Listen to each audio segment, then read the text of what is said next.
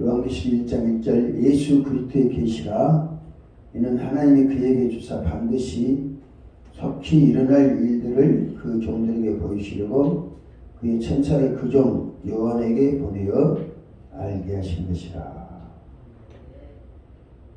요한은 하나님의 말씀과 예수 그리스도의 증거 곧 자기가 본 것을 다 증언하니라. 이 예언의 말씀을 읽는 자와 듣는 자와 그 가운데 기록한 것을 지키는 자는 복이 있나니 내가 가까우니라. 할렐루야.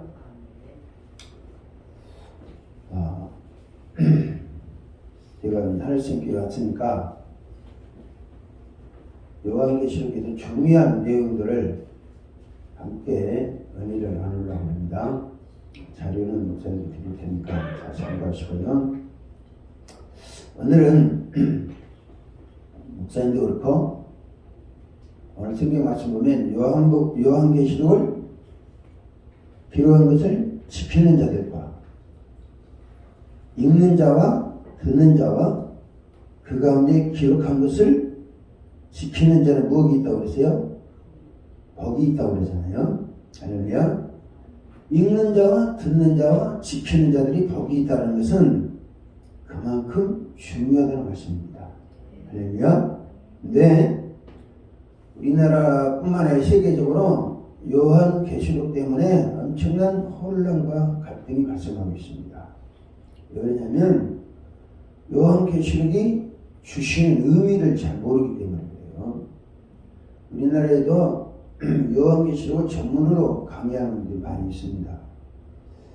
이강국 목사를 비롯해서 그분은 1980년대에 요한계시록을 강의를 해가지고 대성공을 하신 분이죠. 내용은 잘 모르겠어요.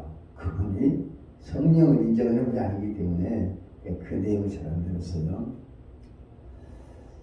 성령을 인정하지 않고 요한계시록 강의한다는 것은 굉장히 어불성설입니다. 말이 안 되는 거죠. 예, 성령이 계시해 주시는데 성령을 부정하고 성령의 역사를 부정하고 요한계시록 강의하면 이게 어울리지 않는 거예요. 오늘은 요한계시록의 핵심적인 내용이 뭐냐? 뭐라고요? 우리가 기본적으로 알아야 될 핵심적인 내용이 뭐냐? 요한계시록 1장부터 22장까지 있는데 요한계시록 1장부터 22장까지는 많은 내용을 계시해 주셨어요. 그리고 많은 예언을 해 주시는데 이 내용을 하나님께서는 읽는 자와 듣는 자와 그 가운데 기록한 것을 지키는 자들이 복이 있다고 그랬습니다. 그러면 요한계시록 특징이 뭐냐? 특징이 뭐냐? 첫째 1절에 나타났어요. 1절에 보면 시작 같이 봅니다. 예수 그리스도의 계시라 이는 하나님이 그에게 주사 반드시 속히 일어날 일들을 계시해 주셨다고 했어요. 무슨 일이라고요? 반드시 속히 일어날 일들을 계시해 주셨다. 여기 보면 반드시 그리고 두 번째 속히 될 일 있죠. 여기 요한계시록에서는 이것을 명심해야 돼요. 반드시 일어날 일을 계시해 주셨다. 요한계시록은 하나님의 일을 할 그 종들에게 반드시 일어날 일을 계시해 주심으로 종들로 하여금 대책을 강구하도록 하기 위해서 계시해 주신 것입니다. 할렐루야. 이거는 누구를 위한 거라고요? 하나님을 위한 거라고요? 종들을 위한 거라는 거예요.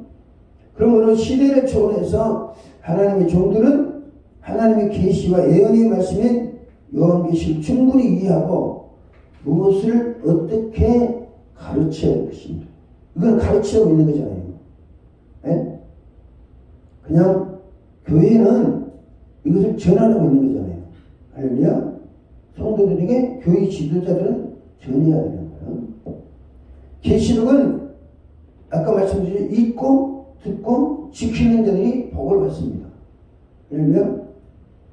여러분 얼마나 계시록을 읽고 듣고 지켰습니까? 네? 지켰어요? 문집사님. 그래서 하나님한테 복 달라고 하면 안 되지. 기본적으로 읽고 듣고 지키는 사람에 복 주세요. 그래야 되는 거예요.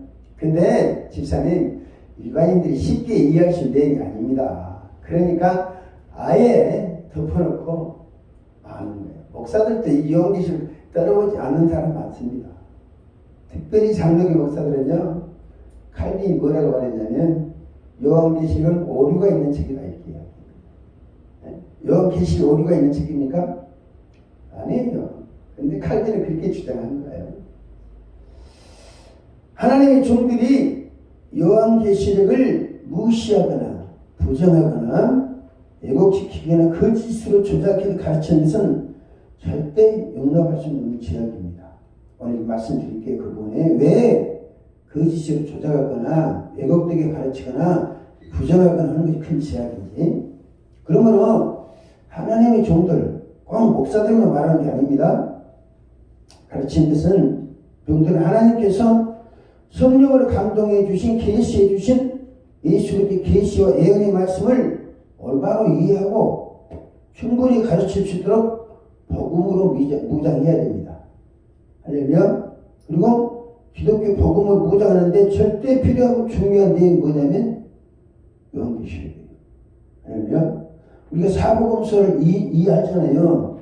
사복음서는 어디까지가 한계냐면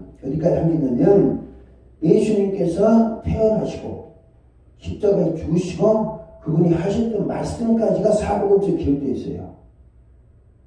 무슨 말인지 아시겠죠? 예수님이 마태복음 24장이나 이런 데서 정말에 이런 일이 있을 것이다라고 간단하게 예언하셨어요. 예언하신 것이 완전히 계시해 주신 것이 요한계시록이에요. 완전히 계시해 주신. 그러므로 요한계시록을 제대로 이해하지 못하면 복음의 진리를 이해하지 못하고 이단 사설에 빨리 들어가게 마련인 거예요. 중요한 것은 첫째, 요한계시록은 반드시 속히 될 일을 예언해 주시다는 거죠. 할렐루야. 1절 말씀을 이렇게 하잖아요. 예수 그리스도의 계시라 이는 하나님이 그에게 주셔 반드시 속히 될 일을 그 종들에게 보이시려고 그 천사를 그 종 요한에게 보내어 지시하신 것이라. 할렐루야.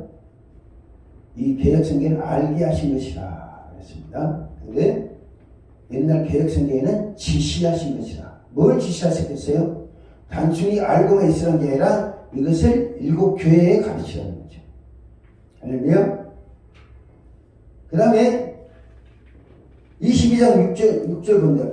요한계시록 22장 6절 7절 또 그가 내게 말하기를 이 말은 신실하고 참된지라 주곧 선지자들의 영의 하나님이 그의 종들에게 반드시 속히 되어질 일을 보이시려고 그의 선사를 보내시다. 여기도 보면 반드시 속히 될 일을 보이시려고 천사들 그 종에 보냈다고 그러잖아요. 여러분이 명심할 것은 반드시 속히 될 일을 계시해 주셨던 거예요. 오늘 이게 1장에도 1장 1절 그렇고 계시록 마지막 장을 마지막 장식하면서 뭐예요? 반드시 속히 될 일이다. 요한계시록이 사도 요한 이후로 그러니까 예수님 이후로 또 사도 요한이 계시를 본 이후로 반드시 속히 될 일을 계시해 주셨다는 것은 요한계시록에 예언되고 계시된 내용들은 반드시 이루어진다, 안 이루어진다? 이루어진다는 거예요. 그러므로 종말에 있을 사건을 가르치는 목회자들은 자신이 가르치고자 하는 내용이 요한계시록에 들어있는지 확인해야 되는 거예요. 할렐루야. 반드시 속히 될 일, 빨리 될 일, 속히 될 일이 있다고 그러잖아요. 속히 될 일은 어떤 일이냐면 요한계시록 1장과 2장과 3장에 말하는 일곱 교회들에게 주시는 말씀이에요. 속히 될 일은. 그러니까 일곱 교회들이 회개할 건 속히 회개해야 되고 또 받아들일 건 속히 해야 되고 전함을 속히 전해야 되는 거죠. 그러니까 우리가 속히 해야 될 일과 반드시 해야 될 일을 구분해서 하십니다. 요한계시록은 뭐죠? 요한계시록에는 예수께서 일곱 별을 붙잡고 일곱 촛대 사이로 다니시죠. 할렐루야. 일곱 별은 뭘 말해요? 일곱 교회는 일곱 사자들을 말하고, 일곱 교회 사자를 말하고, 일곱 첫째는 뭐예요? 일곱 교회를 말씀하시는 거예요. 그러면서 주님이 일곱 교회 형편과 처지를 정확하게 파악하셔가지고 너희들 실상은 이렇다. 회개할 건 이것이고 잘못된 것이 이것이니까 이거 회개하고 돌이키라. 너희들이 전체 잘하고 있는 것은 이거고 회개할 것은 이거다. 이거 가르치는 것이 일곱 교회에 주신 1장부터 2장, 3장에 주시는 말씀입니다. 하나님은 우리의 실상을 알고 계시고 모르고 계세요. 네? 우리의 형편과 처지를 알고 계신다고 그러잖아요. 우리가 무엇을 개선해야 할까 알고 계실까 모를까? 알고 계시고 그것을 지적하시면서 너 이거 고쳐라. 너 이거 고치지 않으면 내가 토해 내버리겠다. 이거 고치지 않고 이거 고치면 영적 전쟁에서 이길 수 없다 라고 말씀하십니다. 두 번째로 중요한 것은 요한계시록은 마땅히 대질 일에 대해서 대한 계시입니다. 요한계시록 4장 1절 봅니다. 4장 1절. 요한계시록 4장 1절. 일곱 교회를 보여준 다음에, 교회의 실상을 보여준 다음에 하나님 또 계시해 주시는 사실 말씀이 뭐냐면 4장 1절에 이 일 후에 내가 보니 하늘에 열린 문이 있는데 내가 들은 바 처음에 내게 말하던 나팔 소리 같은 큰 음성이 이르되 이리로 올라오라. 이후에 마땅히 일어날 일들을 내가 네게 보이리라 하시더라. 그러니까 요한계시는 거예요. 마땅히 일어날 일들을 보여주셨던 거죠. 정리합니다. 반드시 되어질 일, 그리고 마땅히 되어질 일들을 계시 중시 요한계시록이라는 거예요. 이 마땅이라는 말은 다른 말로 당연하게, 옳게, 정당하게, 확실하게 이런 의미가 있습니다. 네? 마땅하다라는 옳은 행실을 마땅하다고 그러죠.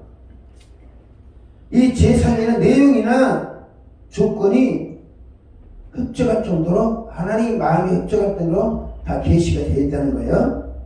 또한 이 하나님께서 예언하신 대 계시하신 대로 분명히 진행하신다. 그것을 마땅이라는 말을 표현했습니다. 그러므로 요한계시록은 신구약 성경에서 가르치거나 예수께서 말씀하신 말씀을 가르친 내용과 일치하게 예언되고 얘기했다는 특징입니다.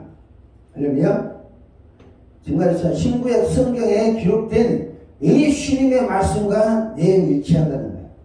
그러면 바울의 말과 일치한 건 아니에요. 바울의 말과.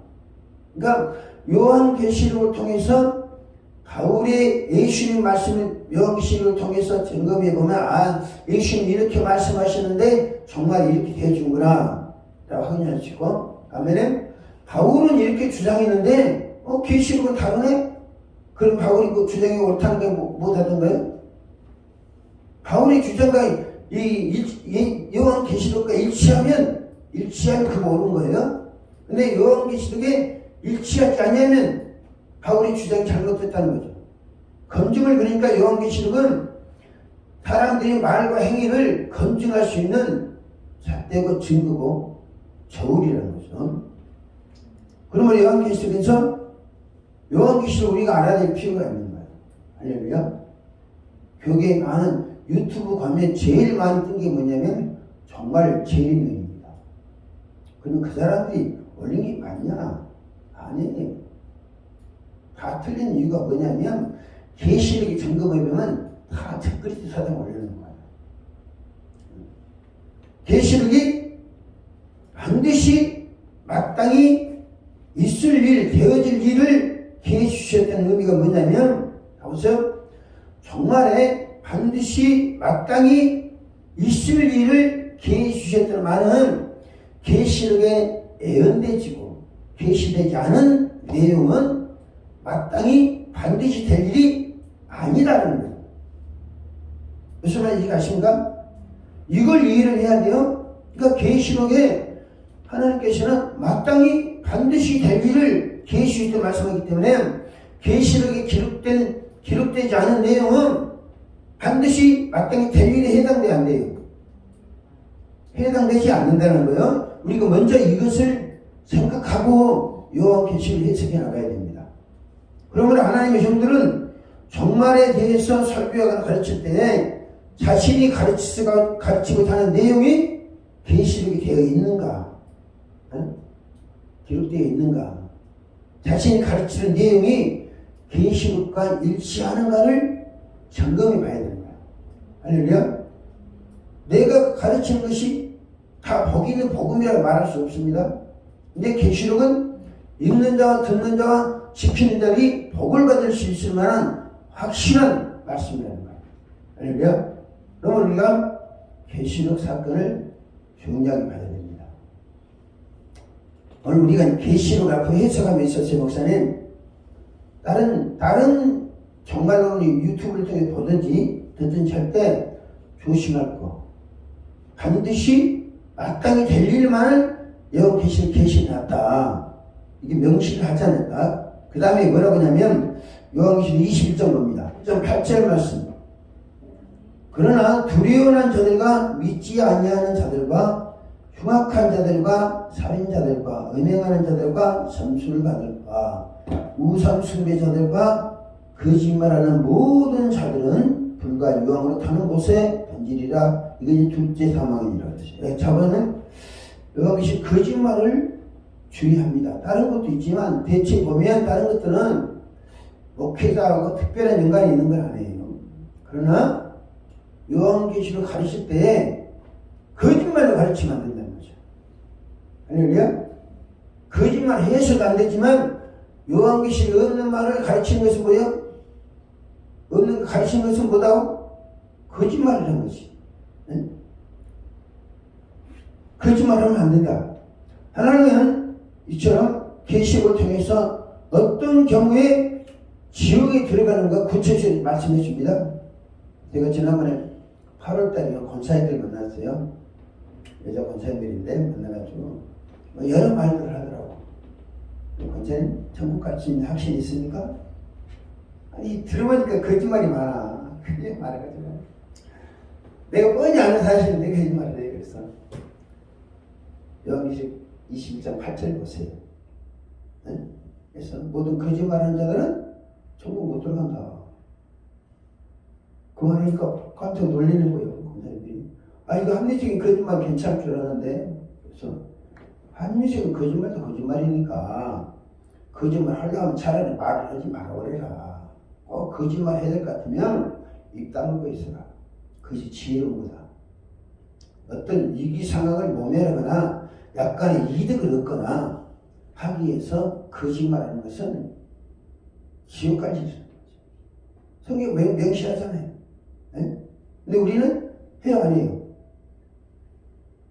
아, 이거 악의적인 거짓말도 있고 선의의 거짓말도 있는데 여기 보면 선의의 거짓말은 제하고 그런 말 없습니다. 그냥 그래요. 네? 악의적인 거짓말은 당연하게 지옥 가는 거고 선의의 거짓말을 제하고 악의적인 거짓말만 하라 이렇게 말씀하지 않아요. 그러니까 믿음의 사람들은 진실만을 말해요. 근데 중요한 것은 요한계시를 가르치면서도 거짓말하는 사람이 있어. 어떤 것이 거짓말이에요? 요한계시 기록되지 않은 것을 가르치는 건 거짓말에 속한 것이라니까요. 거짓말에 속한 거예요. 거짓이라는 거짓말은 뭐예요? 사실이 아닌 것을 사실인 것처럼 주장하거나 사실인데 사실이 아니라고 뭐 어거지를 쓰거나 그런 것이 거짓말에 속하잖아요. 그럼 목사들이 설교할 때 사실이 근거해서 진실하게 가르치기 전해야 됩니다. 그런데 유튜브에 뜬 걸 보면 다 거짓말이야. 대부분이 거짓말이야. 왜? 계시록이 너무나 맞지 않아. 너무나 맞지 않아. 성령님께서는 계시록에 분명히 말씀하시잖아요. 할렐루야. 우리 거짓말을 강조합니까? 하지 말 걸 강조합니까? 거짓말 하지 말 것을 명시를 하는 거예요. 평상시도 마찬가지지만 계시록을 가르칠 때 더군다나 거짓말 해서는 안 됩니다. 그리고 종말에 있을 일들을 가르치거나 전할 경우에 요한계시록과 일치하는지, 자기가 가르치는 합당한지, 그 말은 거짓에 해당되는 것이 아닌지를 살펴봐야 된다는 거죠. 이게 중요하죠. 그렇죠? 요한계시록에 일치하지 않는 내용은 그 지수를 가르치는 거야. 변명의 여지가 없어요. 세 번째는 뭐예요? 반드시 속히 될 일이다. 두 번째는 마땅히 될 일을 계시해 주십니다. 세 번째는 이 계시로 가르칠 때 뭐예요? 거짓말을 가르치지 말아라. 그러니까 요한계시록 인원 안에서 정말에 대해 가르쳐야 하는 거죠. 네 번째로는 22장 15절 말씀입니다. 22장 15절. 계시록을 조작하고 지어내서 가르치면 안 된다는 거죠. 15절, 개들과 전술가들과 음행하는 자들과 살인자들과 우천천비자들과 및 거짓말을 좋아하며 지어내는 자는 다 성 밖에 있으리라. 요한계시록을 가르치거나 우리가 또 말을 할 때 지어내서 가르치면 안 된다는 거죠. 지어낸다는 게 뭘 말하는 거예요? 자기가 조작하는 거죠. 성경에 없는 사건을 자기가 조작하는 거예요. 전에도 논란이 있지만 연옥이 있어요, 없어요? 예수님은 천국 지옥만 가르친 거예요. 그렇잖아요, 목사님? 예수님은 천국과 지옥만 가르쳤어요. 근데 연옥설이 나와. 그럼 연옥설이 어디서 나오냐? 연옥설이 사람 만든 게 아니에요. 어디서 나오냐? 사도 바울의 주장에서 나오는 거예요. 사도 바울이 어디서 주장이 나온 줄 아세요? 연옥설이? 잘 모르시잖아요. 데살로니가 전서 데살로니가 4장 14절 말씀 봅니다. 우리가 예수께 죽으셨다고 다시 살아나신 믿을진데 이와 같이 예수 안에서 자는 자들도 하나님 그와 함께 데리고 오시리라. 그랬어요? 이 말씀 무슨 말씀이에요? 자, 사도 바울은 뭘 말하냐면 정말 이게 바울의 정말론이에요. 바울의 정말론인데 우리가 예수께서 죽으셨다가 다시 살아나신 믿을진데 여기까지는 맞아요. 그쵸? 근데 이와 같이 예수 안에서 자는 자들도 하나님은 그와 함께 데리고 오시리라 그랬어요. 그러면 이 말은 무슨 구원받은 자들이 죽으면 영원히 잠을 잔다는 거예요. 네? 그럼 자, 예수님은 구원받은 영혼들이 잠을 잔다고 했어요? 아니면 낙원에 들어간다고 했어요? 목사님. 낙원에 들어가잖아요. 근데 바울은 뭐예요? 예수 안에서 죽은 자는 언제까지 잔다? 그리스도께서 재림할지 잔다는 거예요. 자, 보면, 그러면 천국에는 잠잘 수 있는 거 아니에요? 천국이 잠자는 곳입니까? 영원히 하고 즐거워서 잠자는 게 아니고 또 영원히 잠을 잘 필요가 있는 건 아니에요. 지옥에도 잠잘 수 있는 것이에요? 지옥에는 무서워도 두려워서 잠을 잘해야 잘 수가 없어요. 정강원 목사 지옥 간증 들어보세요? 자고 싶어도 잠을 못 자는 지옥이야. 근데 사도 바울은 성경으로 기록된 사도 바울 편지가 뭐예요? 예수 안에서 자는 자들도 정말의 주님이 데리고 온다. 그러면 영원히 잠을 잘 때 공간이 있어야 돼요, 없어야 돼요? 네? 다시 묻습니다. 예수님은 구원받은 영혼들이 죽으면 나사로는 천사들이 받들려서 가고 할렐루야. 그 다음에 우편 강도가 한편 강도가 예수여 당신의 나라에 임할 때 나도 기억하셔서 그러니까 오늘 네가 함께 나와 함께 낙원에 있어 그랬잖아요. 근데 바울은 뭐예요? 예수 안에서 영혼들이 잔다는 거야. 언제까지? 정말이 재림하셔가지고 몸이 부활해가지고 연합할 때까지 잔다는 거예요. 그럼 영혼이 잠자는 공간이 있어야 되잖아요. 공간이 있어야 되기 때문에 어거스틴은 연옥교리를 만드는 거예요. 그리고 칼빈도 이 말씀에 성경 말씀 바울의 편지 하나님 감동을 읽던 하나님 말씀 인정하니까 잠자는 공간이 필요하네. 그래가지고 뭘 만든 거예요? 순간 상태 창조를 만든 거예요. 네? 그러면 자 계시록에 영혼들이 잠을 잔다고 했냐? 계시록에 영혼들이 잠을 잡니까? 계시록은 영혼들이 잠자는 것이 아니에요. 기쁨으로 찬양하는 것이고. 네? 그러니까 이 바울의 이 편지가 이 영원 수면이라든지 이것이요. 대선령기전 4장 14절에서 17절까지가 영원 수면, 몸의 부활, 중간 상태 창조는 오만 가지 적빛 사상을 만들어내는 창고가 이 내용이에요. 그 말씀은 이제 차후에 이야기를 하고요. 그러니까 예수께서는 뭐예요? 계시하시면서 무엇을 지어내지 말라. 요한계시록 아까 12장 8절에 지어내지 말라. 조작해서 만들어내지 말라. 그 사람 뭐 한다고요? 지옥불에 들어간다는 거예요. 우리는 많은 목사들 비롯해서 신학자들이 지어냅니다. 막 지어내는 거야. 그리고 바울이 편지가 그렇게 하니까 지어내는 거예요. 여러분, 목사님, 바울의 사상을 추종하는 사람도 있잖아요.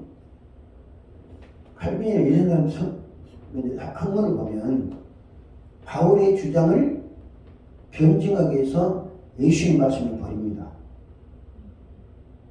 뭐 한다고요? 바울의 주장을 변호해야 되니까. 왜 바울의 주장과 자기의 사상이 일치하잖아요. 그런데 예수님의 말씀과 일치해야 안 해요. 바울의 주장이 일치하지 않아. 우리 대사로니가 4장 16절에도 예수님은 죽으면 영혼들은 바울은 들어간다. 근데 바울은 뭐예요? 산다고 그러잖아. 일치하지 않으니까 바울 사상에 함몰된 사람들은 어쩔 수 없이 예수의 말씀을 버리는 거예요. 배척해버리는 거예요. 그래야 이게 합이 되니까. 그러면 그 사람들이 뭐예요? 자기들이 조작된 내용을 가르치기 위해서 예수의 말씀을 버리는 겁니다. 같이 갈 수가 없어요. 예수의 말씀과 바울의 편지는 갈 수가 없어요. 그 대표적인 인물이 칼빈입니다. 예수의 말씀 버린 사람. 성경이 되었다고는 하지만, 그러니까 이 성경을 바울의 편지를 성경으로 만든 사람이 정체를 우리가 알아야 돼요. 이 바울의 편지를 언제 성경으로 만들었느냐 하면 397년도에 카르타고 공회에서 어거스틴 히포의 주교였던 어거스틴이 소집한 카르타고 공회에서 바울의 성경을 하나님의 말씀으로 인정하고 바울의 편지를 하나님의 말씀으로 인정하고 성경을 공인한 거예요. 그때 당시 로마 교회가 세계를 지배한 때고 로마 교회를 힘입고 이렇게 총회를 만들어가지고 성경을 공인하고 성경의 안전축제 연감설로 딱 인봉을 해놓은 거예요. 바울의 편지, 오리가 없다. 오리가 있다고 하는 사람은 좀 이단 증명한 거예요. 그때부터 지금까지 바울의 편지는 오리가 없다고 주장하는 거예요. 그러니까 바울의 편지하고 예수님이 말씀하고 전혀 일치할 수 없고 어울리지 않고 함께 갈 수도 없어요. 그런데 지금까지 바울의 편지를 하나님의 말씀으로 인정하니까 바울의 편지의 근거에 수많은 적그리스도 사상이 나왔습니다. 근데 계시는 뭐라고 그래요? 거짓말 하지 말고 조작해서 만들지 말라. 조작하지 말라. 조작했는지 안 했는지 뭘 보고 알아요? 목사님? 그의 사상이 조작된 것이지 아니면 뭘 보냐면 복음서와 계시록 보면 아는 거예요. 왜? 계시록은 반드시 마땅히 될 일을 계시한 것이기 때문에 계시록에 예언되거나 계시되지 않은 것은 인간들이 조작한 거예요. 그러니까 공중재림이라든지 지상낙원이라든지 천년왕국이나 몸의 부활, 나는 여기 가서 이렇게 몸의 부활을 믿는데 고백하잖아요. 저는 몸의 부활을 안 믿습니다. 그리고 앞으로 그걸 공개를 할 거예요. 왜냐하면 몸의 부활은 바울이 주장한 것이지 바울이 바리새인의 사상에 의해서 주장한 거예요. 근데 아직까지 그게 공론화되지 않았기 때문에 이 교회의 신앙 고백을 내가 혼란케 하지 않게 그냥 같이 하는 거예요. 그날은 몸의 부활을 믿지 않아. 자, 우리가 그러니까 여러분들이 구별하는 것은 저것이 조작한 것이 아닌 것을 구별하려고 해요. 그것이 계시록에 있느냐, 마땅히 당연히 반드시 될 일만 계시해 주신 계시록에 있느냐, 그 판단하면 구분할 수 있어요, 없어요? 구분할 수 있는 거예요. 자, 그 다음에 요한계시록 22장 18절 봅시다. 내가 이 두루마리의 예언의 말씀을 듣는 모든 사람이 증언하느니 만일 누구든지 이것들 외에 더하면 하나님이 이 두루마리에 기록된 재앙들을 그에게 더하실 것이고, 이 예언된 계시록 말씀에 정말에 있을 일들에 대해서 뭘 더하면 뭐 한다고요? 하나님 뭐 하신다고요? 재앙을 당한다. 더하지 말라는 뜻이요. 네? 더하면 안 된다는 거잖아요. 그러니까 계시록에 있는 내용은 그대로 하면 되는 거예요. 누구든지 무엇이든지 더하지 말라는 말씀은 계시록에 예언되지 않은 내용을 정말에 반드시 있을 계시의 예언의 말씀을 연관시켜서 해석하거나 가르치지 말라는 말씀입니다. 정말에 반드시 있을 일만을 계시하고 예언하신 요한계시록과 관련해서 인간의 생각이나 개인의 주장이나 인간의 사상을 더하는 것은 예수의 계시와 예언의 말씀에 원수가 가라지를 덧뿌리는 행위에 해당합니다. 무슨 말인지 아시죠? 복음서뿐만 아니라 계시록에 없는 내용을 주장하는 것은 원수가 가라지를 덧뿌리는 거예요. 그런 면에서 계시록에 예언되지 않은 바울의 영원 수면, 연옥교리, 순간상태 창조론, 휴거, 영혼과 몸의 결합, 천년왕국, 지상낙원, 이건 다 적그리스도 사상입니다. 계시록 그걸 입증하지는 않아요. 어떤 목사님들은 천년왕국 계시록에 보면 계시록에 천년이라는 단어가 7번 나옵니다.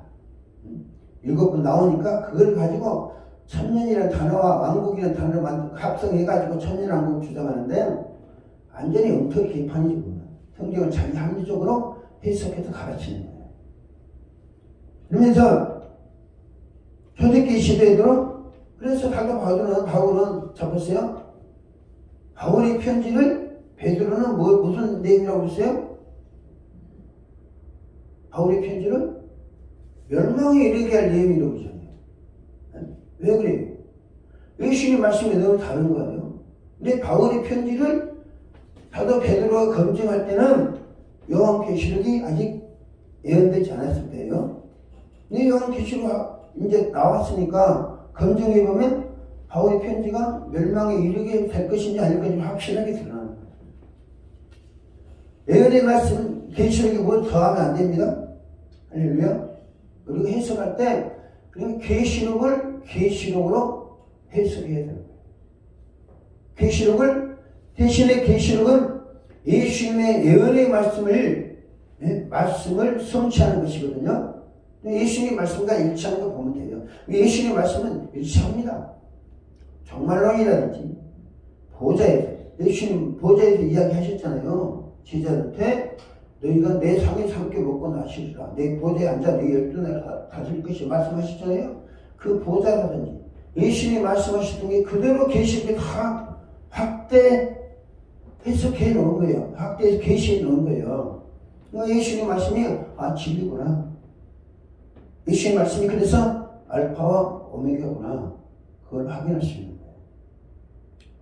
그 다음 19절 말씀. 만일 누구든지 이 두루마리 예언의 말씀에서 제하여 버리면 하나님이 두루마리에 기록된 생명나무와 및 거룩한성의 창령을 제해버리라. 계시록 말씀을 제하지 말라는 거예요. 제하지 말라는 것은 뭘 말하냐면 무시하거나 부정하거나 왜곡하거나 그렇게 하지 말라는 거죠. 하나님께서 반드시 될 일을 그 종들에게 알리기 위해서 계시해 주셨는데 그 말씀을 부정해 본다. 여러분 목사님 계시록을 묶어두면 안 됩니다. 앞으로 강의하십시오. 할렐루야. 네. 하셔서 많이 할 필요 없어요. 핵심적인 게 있어요. 핵심적인 게 있는데 그것을 인용해서 일일이 다 해석할 필요는 없어요. 근데 인용해서 우리가 계시록 이게 돼 있다. 이렇게 돼 있기 때문에 이게 믿자. 계시록에서 가장 중요하게 우리 인간과 관련 가장 중요하게 한 게 뭐냐면 기도예요. 요한 28장에 기도에 지금 나오잖아요. 5장과 8장에 나오는데 이걸 우리가 늘 강조하면 돼요. 하나님의 말씀에서 예언의 말씀에 제한다는 것은 계시록에 예언된 하나님의 말씀을 무시하거나 외면하거나 무관심하거나 왜곡해서는 안 된다는 거죠. 할렐루야. 그러므로 계시록을 읽는 자와 듣는 자와 지키는 자들이 거기 있다고 그랬으면 그렇다네. 계시록을 하루에 한 번씩 읽으세요. 하루에 한 번씩 읽으시고 일주일에 한 번이라도 읽으셔야지. 할렐루야. 읽는 자가 거기 있다고 그랬어요. 여러분, 저는 성령이 이렇게 감동을 받을 때 계시록을 통해서 많은 감동을 받았어요. 그리고 내가 받은 신령한 은혜들이 계시록에 다 증거해 주는구나. 때문에 우리 계시록의 말씀을 소중하게 생각해야 됩니다. 제하지 말라는 말은, 억제라는 말은 묻어두지 말아라. 할렐루야. 관심 갖고 살펴봐라. 매일 계시록 내용을 상고하면서 우리가 천국을 소망한다고 그러잖아요. 할렐루야. 천국을 소망하면 뭘 봐야 돼요? 계시록 보면 되는 거예요. 신령한 세계 안 들어가도 20년 안에도 계시록을 통해서 정말에는 하나님의 보좌를 이루고 싶구나. 할렐루야. 하나님의 보좌가 계시록의 10종류로 계시되어 있습니다. 뭐만요? 보좌예요. 네? 그리고 천사들이 어떻게 활동하는지, 천사들이 뭘 하는지, 앞으로 인류 역사가 어떻게 전개될 것인지, 우리가 지금 어느 시점에 서 있는지 다 알 수 있는 것이 뭐예요? 계시록이에요. 다 알 수 있는. 그래서 내가 이야기했잖아요. 뭘 이야기해요? 현대 교회들이, 교회 목사들이 이런 사람들은 육명주 짐승의 표를 받을 필요가 없다고. 왜요? 이미 다 육명주 짐승의 표를 다 그 표를 샀는데, 다 샀어요. 요한 13장 15절에 영으로부터 권세와 생기를 받고 말하는 짐승 우상을 지금 다 숭배하고 있는 거예요. 그러니 뭐 종말에 무슨 필요가 있어요. 근데 성도들은 깨어 있어야 됩니다. 어제 king 목사님 말씀하셨던 감리교회들이 WCC 이렇게 탈퇴하는 문제로 시위하는 거. 통합 측도 마찬가지입니다. 탈퇴하자고 하는데 그것이 먹혀가야지. 이거는 총에 역량 있는 사람들이 그걸 해가지고 했기 때문에 아무리 부르짖어도 안 되는 총에 탈퇴하거나 해체하면 원래 안 되는 거예요. 근데 있으면 뭐예요? 거기 안에 있으면 어떻게 되는 거예요? 계시록이 앞으로 그 이야기 하겠지만 계시록 나와라. 음료의 세력이 나와라. 나와야 구원이 있다는 거예요. 근데 입으로는 부르짖고 안 나온 거예요? 하나님 한 통속으로 보는 것이 담을 묶어버려 할게요. 딱 묶어요. 그러면 그들은 입으로는 하나님 찬양하고 그러지만 실제 행동으로는 WCC 음료에 가입되어 있기 때문에 벗어날 길이 없는 거예요. 이제 모르겠어요. 앞으로 이제 복음이 진짜 나가면 어떻게 할지 모르지만 하나님 그런 거예요. 그러면 중요한 것은 뭐냐? 하나님 뭘 말하지? 계시록의 가장 중요한 게 뭐냐면 계시록 10장 10절 8절 말씀부터 봅시다. 하늘에서 나서 내게 들리던 음성이 또 내게 말하 이르되 네가 가서 바다와 땅을 밟고 서 있는 천사의 손에 펴 놓인 두루마리를 가지라 하기로 내가 천사에 나가 작은 두루마리를 달라 한즉 천사가 이르되 갖다 먹어버리라. 네 배에는 쓰나 내 배는 꿀같이 달리라 하거늘 내가 천사의 손에 작은 두루마리를 갖다 먹어버리니 내 입은 꿀같이 달아 먹은 후에 내 배에서 쓰게 되더라. 두루마리 예언이 에스겔서에도 나옵니다. 에스겔서도. 그리고 스가랴서도 나와요. 두루마리가 뭔지 아세요? 두루마리는 어떤 글을 써놨어요. 이 글을 써놨는데 무슨 글을 써놨느냐? 축복의 글을 써놨을까요? 재앙의 글을 써놨을까요? 네? 읽어봤어야 알지. 재앙의 글을 써놨 재앙의 글. 재앙의 글. 니들 매달 며칠 날 이런 죄를 지었다 그렇게 적어놓은 거예요. 스가랴서 보면 스가랴서는 뭔가 바벨 포로에서 기한해가지고 성전을 지으라고 그랬잖아요. 바벨을 돌아올 때 어마무시한 재물을 가지고 왔습니다. 근데 성전을 지으니까 없어. 재물이 없어. 근데 두루마리가 다니면서 그 도둑질해가 집에 돌아다닙니다. 돌아다니면서 그걸 다 기록해놔. 그리고 그 기록해놓은 재앙을 그 가정에 내리는 거예요. 이 요한계시록에도 두루마리 갖다 먹어버리라고 하잖아요. 그럼 우리는 뭘 먹어야 돼요? 재앙에 대한 경고의 말씀을 드려야 되는 거예요. 너 이거 죄를 지으면 이렇게 한다? 요한계시록은 어떤 죄를 지으면 지옥 간다 쫙 다 나오잖아요. 그러니까 우리 성도들한테 이런 죄를 지으면 지옥 가요. 오늘 말씀 무슨 말씀이요? 두루마리를 먹어버리는 거죠. 에스겔에게도 두루마리를 먹으라고 합니다. 근데 스가랴서에는 두루마리가 날아다니는 걸 보는 거예요.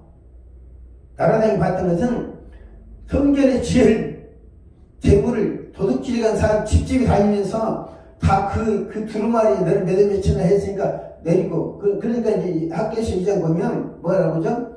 불어버렸다고 하잖아요. 네가 모았으나 불어버리고 돈을 전대에 넣었으나 터진 전대고 아니 그 두루마리 기름던 대로 행하신다는 거지. 우리가 두루마리를 먹어버리는 거예요. 할렐루야. 우리가 불법을 행하면 저주받는다 라는 확고한 신앙이 있어야 됩니다. 할렐루야. 정말일수록 더욱 그러해요. 우리 이제 11절 말씀 보면 그가 내게 말하기를 네가 많은 백성과 나라와 방언과 민금에게 다시 예언하여야 하리라 했습니다. 할렐루야.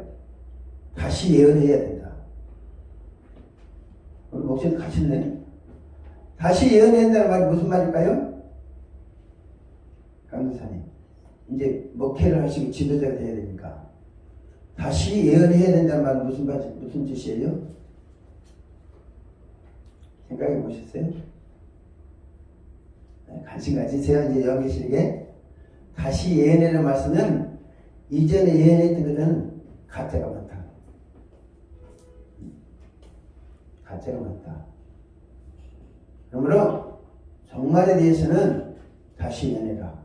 내가 이 말씀 상기하면서 우리 목사님에게 성립회 예언의 말씀을 달라고 기도합니다. 할렐루야. 다시 예언하리라. 굉장히 중요한 말씀입니다.